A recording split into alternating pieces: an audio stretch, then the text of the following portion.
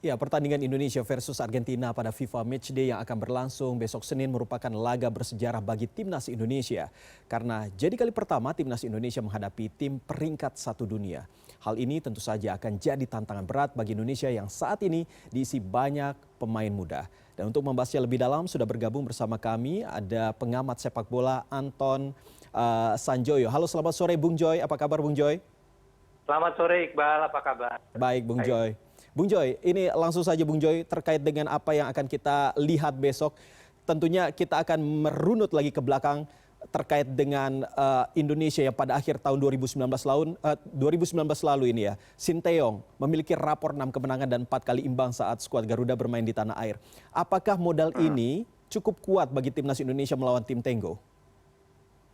Ya, ini yang dihadapi pertama adalah juara dunia.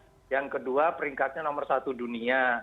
Dan kenapa Indonesia juga penting dalam pertandingan ini bagi Argentina, meskipun peringkat Indonesia sangat jauh ya, peringkat Indonesia itu kan 149 atau 148.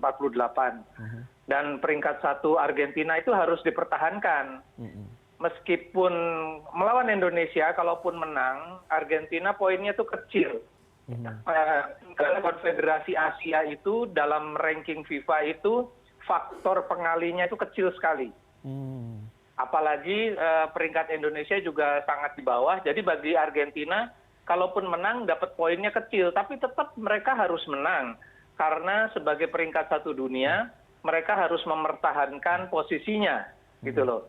Dan bagi Indonesia ini memang berat sekali ya, meskipun Anda tadi sebut Sintayong selalu menang kalau bertanding di Indonesia, tapi yang dihadapi sekali lagi Argentina. Meskipun tanpa Messi, tanpa Otamendi, tanpa Di Maria, tapi tetap saja Argentina yang pemain-pemainnya itu berkiprah di kompetisi terbaik di dunia. Gitu loh. Jadi memang ini agak berat lah bagi Indonesia. Kalau buat saya, Indonesia ini cari pengalaman aja, pemain-pemain muda ini supaya lebih confidence di kemudian hari, karena mereka pernah menghadapi tim nomor 1 dunia, itu paling penting untuk saat ini gitu. Bung Joy, kalau menurut kacamata Bung Joy sendiri melihat apa yang sudah dilakukan oleh timnas dari Argentina sendiri, mereka melakukan latihan seperti biasanya, tentunya memberikan yang terbaik begitu bagi kesebelasannya. Lalu juga di satu sisi kita tahu seperti tadi Bang Joy katakan bahwa mereka bisa dikatakan sebagai seperti yang kita sudah dengar juga, ini adalah yang diturunkan lapis keduanya begitu. Apakah ini artinya bahwa sebenarnya mereka tidak terlalu memikirkan apa yang mereka hadapi, terutama terhadap tim Indonesia ini? Saya kira tidak ya, karena mereka tetap kan membawa pemain-pemain. Saya hitung paling tidak ada 10 pemain yang tampil di Qatar 2022. Gitu loh, ada McAllister, ada Paredes, ada Molina, ada Dibu Martinez. Jadi rasanya sih Scaloni tetap akan menurunkan skuad yang terbaik yang dia bawa sekarang, meskipun tanpa Leo Messi. Jadi kalau Anda katakan Indonesia tidak terlalu penting bagi dia, saya tidak sependapat, karena sekali lagi Argentina butuh poin. Meskipun poinnya kalau menang lawan Indonesia itu kecil, tapi tetap dia butuh poin. Karena Brazil, Prancis, Inggris membuntuti dengan ketat di peringkat FIFA. Dan mereka butuh untuk mempertahankan peringkat 1 mereka itu dengan tambahan berapapun tambahan poin yang didapatkan dari Indonesia. Jadi saya kira mereka akan tetap tampil serius ya. Saya ingat AC Milan ketika juara tahun 80-an kan datang ke Indonesia. Latihannya juga sangat serius, seperti halnya Argentina gitu loh. Dan waktu itu menghadapi Persib Bandung, AC Milan mengatakan bahwa kami akan tampil serius, dan Persib waktu itu kalah 8-0 ya, juara Indonesia waktu itu. Oke, Bung Joy, kalau tadi Bung Joy katakan bahwa jika Argentina bisa memenangkan pertandingan ini melawan Indonesia, tapi poinnya yang didapatkan justru akan tidak terlalu besar begitu ya, bisa kita katakan kecil. Tapi bagaimana dengan Indonesia sendiri? Apakah akan mendapatkan poin yang kecil juga, atau justru kalau misalnya bisa memenangkan ini justru akan meningkatkan poin yang cukup besar? Kalau bagi Indonesia, kalau menang itu berkah banget ya, tapi saya menduga kalau bisa draw, Indonesia tetap akan mendapat poin meskipun faktor pengalinya itu hanya 1. Dan faktor dari CONMEBOL-nya sendiri itu sangat besar, faktor pengalinya itu 1. Kalau bisa Anda bayangkan kalau UEFA yang kita lawan, misalnya Inggris atau Perancis, faktor pengalinya itu 0,99. Kalau CONMEBOL, Argentina itu 1 faktor pengalinya. Dan friendly match ini memang faktor pengalinya kecil, ya faktor pengalinya itu cuma 1 juga. Kalau misalnya ini adalah kejuaraan dunia gitu ya, Piala Dunia, faktor pengalinya 2,8. Jadi memang sangat jauh beda faktor pengalinya. Jadi beberapa faktor pengali ini bagi Indonesia sangat penting. Kalau mendapatkan hasil imbang, poin yang akan didapat Indonesia sangat besar dalam konteks Indonesia di posisi 149 dunia. Ini artinya bahwa kemungkinan besar Indonesia bisa menyalip negara-negara lain yang di atasnya berarti ya? Ya, paling tidak harus meraih hasil imbang. Kalau kalah karena faktor pengalinya menjadi 0, semua menjadi 0. Semua apapun yang dikalikan 0 akan menjadi 0.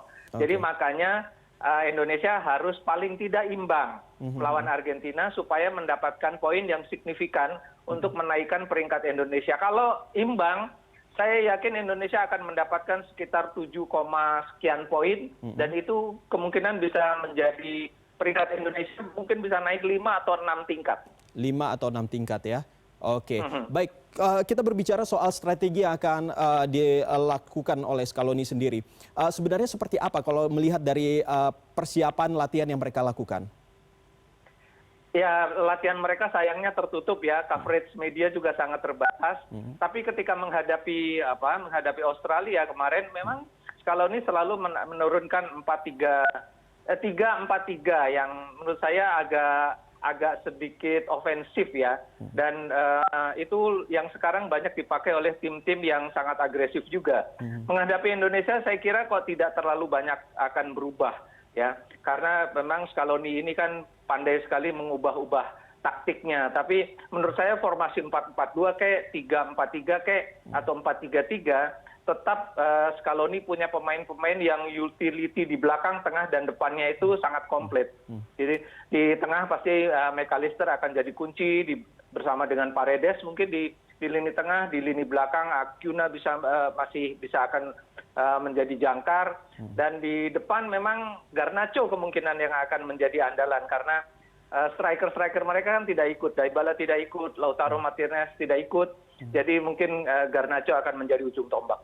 Oke, kalau dari Sinteyong sendiri seperti apa? Apakah akan defensif atau ofensif melihat dari apa yang sudah dilakukan walaupun kemarin sempat ramai begitu ya dalam pertandingan itu ditutup oleh kain hitam? Saya menduga Sinteyong akan bermain lebih lepas ya, karena Indonesia kan sangat underdog gitu loh. Jadi saya yakin dia akan dengan formasi menyerang juga 3-4-3 atau 4-3-3 mungkin yang akan dipilih oleh. Ketika melawan Palestina kan kemarin 4-3-3 dan sebetulnya cukup efektif dalam membangun serangan. Sayang di depan memang tidak terlalu efektif ketika melepaskan eksekusi akhir ya. Saya sih berharap Marcelino Ferdinand, Sadil atau siapapun yang akan diturunkan di lini depan lebih tenang, karena saya yakin juga Argentina bukan tidak mungkin bisa diserang atau dikalahkan. Jadi saya sih cukup optimis, apalagi dengan kelembaban yang tinggi, kemungkinan mereka juga akan cepat lelah. Jadi Indonesia punya peluang untuk mencetak gol lah. Oke, Indonesia punya peluang untuk mencetak gol. Lalu prediksi dari Bung Joy sendiri bagaimana ini terkait dengan apa yang akan terjadi besok? Tentunya kita juga harus menunggu-nunggu nih. Apakah ada kejutan dari apa yang sudah ditampilkan ataupun disiapkan oleh Sinteyong? Ya, saya tidak terlalu banyak berharap ya. Indonesia pemain-pemain muda saya harap semua diturunkan, yang muda-muda yang 22 tahun yang kemarin juara di SEA Games.